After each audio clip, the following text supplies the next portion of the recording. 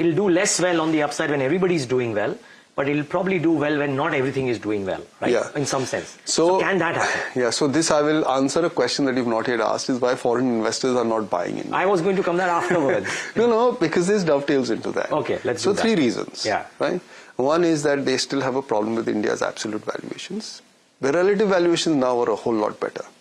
1 year ago, China was at 9x, India was at 20x. China is now at 15 times earnings, India is still at 20. So relative to China, India is more attractive than it has been for most of the last 25 years. In fact, relative to emerging markets as a cohort, India is more attractive than it's been for most of the last 25 years. Okay, so this is clearly now the relative valuation is good, but the absolute is still where it was. It has not moved a lot. I mean, earnings have not grown that much and share prices have not moved that much. So we're still dealing with a 20 handle on the earnings multiple. Yeah. The second is that India has no AI trade. Yes. And especially in the last 6 months, the world has been all about the AI trade. And contrary to popular perception, the US markets have not done well. As a full cohort. I mean, SPX has not done as well because SPX still has a large share of non-AI trades which have been dogs.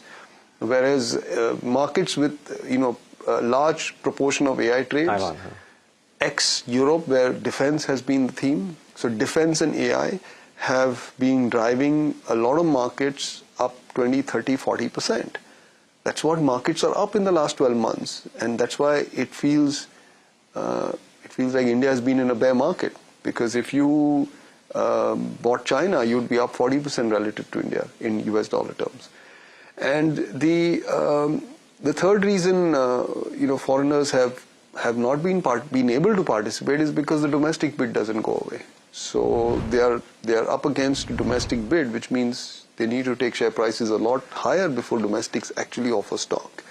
So that's the reason why foreigners have not been there. And this dovetails into your point, which is if at some point in time the AI trade unwinds, and mind you, if it's a crash like 2000, then all bets are off.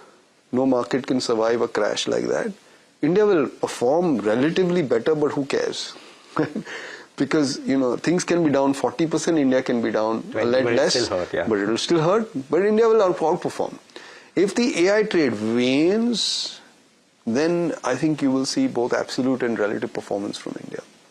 Okay. And that is, I think, the key. So it is not about, and the second thing is also about growth, is that on its own, if India's growth improves, then it will offer a better opportunity, which I think is almost a given now, that India's growth will be a whole lot better in 2 quarters from now. I don't know about the AI trade. I have no expertise to judge when and where the AI trade pops and how it pops and where it goes. But that is another key.